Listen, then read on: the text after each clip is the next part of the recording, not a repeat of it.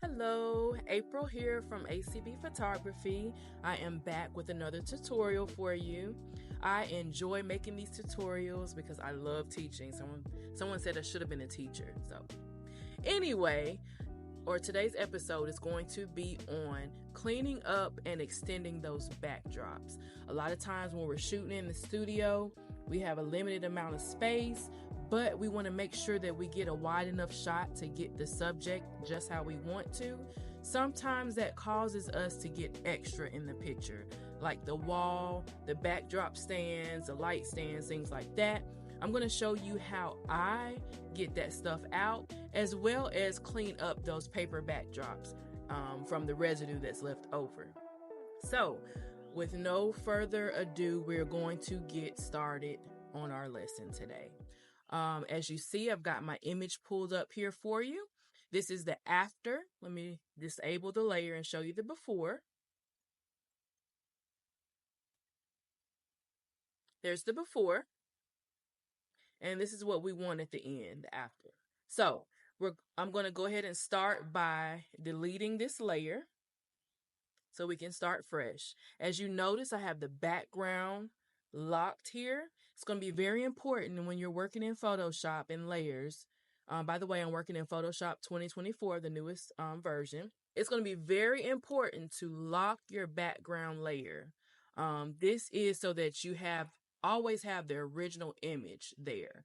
You never know if you might want to do something different to the image. So we want to keep the image just like it is. So lock that background layer, and we're going to start by making a copy of it. On Mac, we're going to hit Control J, Command J. On PC, Control J. Make a copy. And the next thing we're going to do is select our subject. Once we have that subject selected, we're going to work on the backdrop. So I've got quick actions over here. I'm going to hit select subject. Photoshop is really good at making subject selections. We may have to tweak it just a little bit. So we're going to give it a moment to work. Here we go, and it's done a pretty good job. We're going to have to tweak it just a little bit because it did not get the box in here. We're going to need the box in there. And it also got some extra stuff in the back, and we'll get that out. So we'll start by using our object selection tool and make sure the plus sign is selected. And we're going to go through here and just brush over the areas that we want in our photo. All right, that's done. And we're going to zoom in and take a look at this side and make sure we take out what we don't need. So I'm going to hit the minus sign to take out what we don't need. All right. And I'm going to zoom in just a little bit closer and decrease the size of my tool. To decrease, you're going to hit the left bracket. To increase, we're going to hit the right bracket. So decrease a little bit and paint over what we don't need. As you can see, it took off a little bit too much of her sandal. So we're going to get the plus sign back and we're going to add that back in. There we go. All right, we're going to resize this window back out so we can get a full picture. Easy way to do that is Command or Control 0. All right, now that we have our selection of our subject, we are going to go up here to select, and we're going to expand it by just a few pixels. So hit Select, Modify, and then Expand. And hit by 3 pixels and hit OK. Now we're going to make a copy of the subject selection. So we're going to hit Command or Control J. That's going to put the subject in a layer by itself right here at the top. And if you notice on the picture, once we did that, the selection lines disappeared. To get that back, we're going to just hit Command or Control and select the layer to get that back. All right, and I'm going to go ahead and disable this layer because we're going to be working in layer 1 on the backdrop. So select layer 1. And what I'm going to do is go ahead and fill this selection in with the color of the backdrop. So how we do that is right click and we're going to content aware fill. I said there's many ways to do this, but this is the way that's easiest for me. And and fastest for me. So as you can see, it's filled in our selection with the background. So I'm going to hit OK. And then I'm going to get rid of that selection because we're done with it for now. So to do that, easy step is Command or Control D. Now we are going to select the parts that we want to also change to the background color on both sides. So I do that best by the rectangular marquee tool. And I'm going to go over here and I'm going to drag this and select what I'm trying to change, which is this whole section right here. And just to save a step, I'm going to grab this other section at the same time. To do that, we're going to hold down Shift and go ahead and select this section as well. Now I'm just going to bring it to right above the foot shadow because I do want to keep that shadow in there to give separation between the backdrop and the subject. So with that selection, we're going to do the same thing. We're going to hit right click and we're going to content aware fill so that we can fill those areas in with the color of the backdrop. They did a really good job. I'm going to take and erase some of this darker color here so that we don't have so much shadow on the backdrop. So I'm going to just erase just a little bit of the dark colors here. That looks good.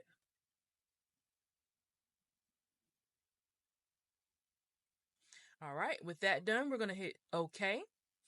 And just like before, we're going to hit Command D to get rid of that selection. Now we're done. I'm going to enable the subject just a second so I can see how this area looks. Yeah, it looks a little funky to me. So what I'm going to do is come over here. I'm going to grab the patch tool. And I'm going to select this area right here. With the patch tool, you select the area that you're trying to change and you're going to drag it to the area you want it to look like. Right there. Which looks good, looks a lot better. All right. So I'm going to enable that layer again. And what I'm going to do, since we've extended our backdrop and got all that extra funky stuff out, I'm going to merge layer 1 and layer 2. This is just what I do. You can tweak it however you want to, but this is what works for me. So with layer 1 selected, I'm going to hit Command and I'm going to select layer 2. Easy shortcut is Command or Control E to merge those layers down. Otherwise, you can go up here to Layer, select Layer, and go down here to Merge Down. That's the long way of doing it. All right, so now we've got our backdrop extended. Now we need to work on cleaning it up. So what I'm going to do is make another selection of the subject. All right, now that we've got our subject selected, we need to go back up here and grab our object selection and make sure we have the box included in our selection. So just paint over that, select that box, and that looks really good. So since we've got our subject selected, I'm going to go up here and expand those pixels by about 3 pixels again. So select, modify, expand, type 3, and click OK.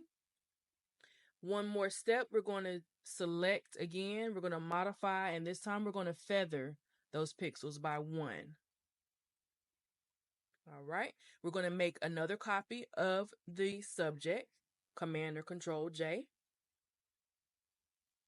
And we're going to hit Command or Control and select that layer to bring back that selection line. All right, so we've got the subject isolated. Now we want to isolate the background. So we're going to click on layer 2. We're going to go up here and click select and we're going to inverse. That's going to isolate our background. So right now the background is only selected and we're going to make a copy of that so we can work in the background. So Command or Control J. And as you see on layer 4, we have just the background. All right, to clean up these extra lines here, we're going to go up here and add some blur. So select Filter, blur, then Gaussian blur. Now I'm going to bring this all the way back down so that you can see what it looks like before we add any blur at all. This is our original picture. And we're going to move the slider up until we start to see these lines and this extra stuff kind of fade away.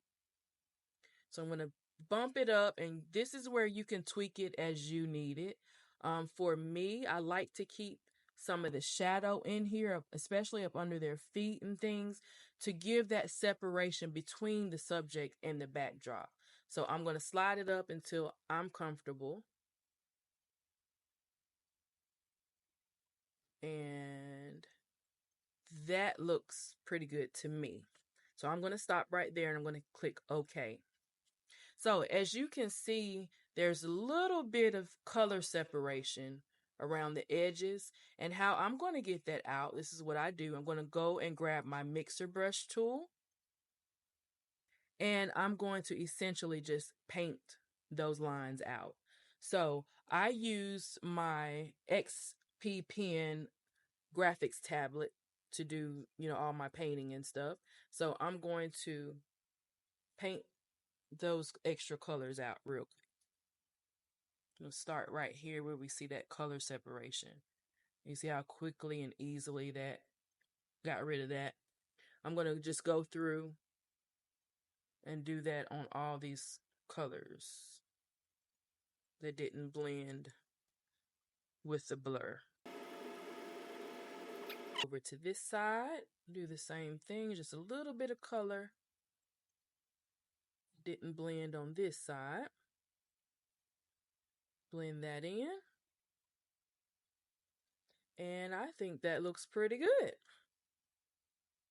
Now, on my process of editing, I always start with my background cleanup stuff first, and then I move to any editing on the subject that I need to. So I think that looks really good. Now, as an extra step, so before I start working on my subject, frequency separation, retouching, all that kind of stuff, I'm going to merge these layers.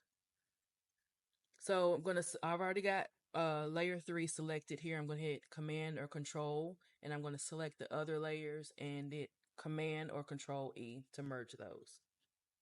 So now we have our after. We're ready to start working on any other little tweaks that we need to do to the image. But right now, I think the image looks really, really good. So once again, this is the before and this is the after. So that is the end of today's tutorial. I hope that you have learned something. I hope that you can take something from what I do in my process and make it your own, and start from there and just build on that. If you like this video, I would love for you to go ahead and place a like on the video itself. Put a comment in the comment section. Let me know what you thought of it. Let me know what you're going to do differently, or if you just liked it. I appreciate you watching. If you're not subscribing, I would appreciate you to go ahead and hit that subscribe button, and stay tuned for more tips and tutorials on Photoshop, editing, lighting, things such as that. Thank you.